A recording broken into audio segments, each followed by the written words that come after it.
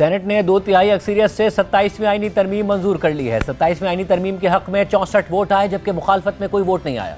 7 دن کے اندر یہ ترمیم سینٹ سے منظور کرا لی گئی ہے۔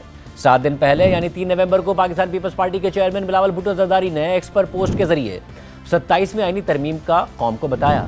پھر 6 نومبر کو پیپلز پارٹی نے سینٹرل ایگزیکٹو کمیٹی کا اجلاس بلایا جو اگلے دن 7 نومبر کو بھی جاری رہا۔ پیپلز پارٹی کی سینٹرل ایگزیکٹو کمیٹی کے اجلاس کے اگلے ہی دن وزیر اعظم کی زیر صدارت کابینہ کا اجلاس ہوا۔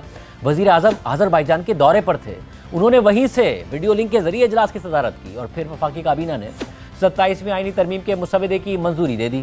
اس کے بعد اسی دن یعنی ہفتے کو ہی وزیر قانون اعظم نذیر تارڑ نے 27ویں آئینی ترمیم کا مسودہ سینٹ میں پیش کر دیا، جسے سینٹ اور قومی اسمبلی کی مشترکہ پارلیمانی کمیٹی برائے قانون اور انصاف کو بھیج دیا گیا۔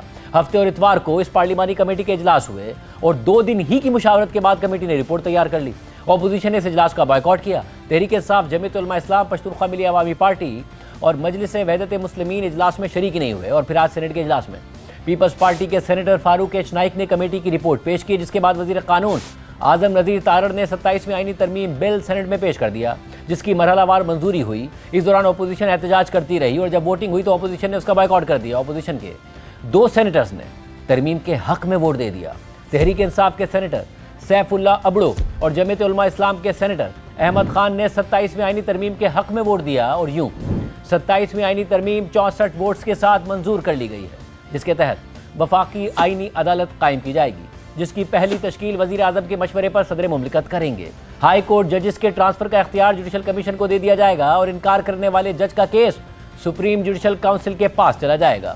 اس کے علاوہ آئین کے آرٹیکل 243 میں ترمیم کی گئی ہے، جس کے تحت آرمی چیف کے پاس چیف آف ڈیفنس فورسز کا عہدہ بھی ہوگا، جبکہ chairman joint chief of staff کا عہدہ ختم کر دیا جائے گا۔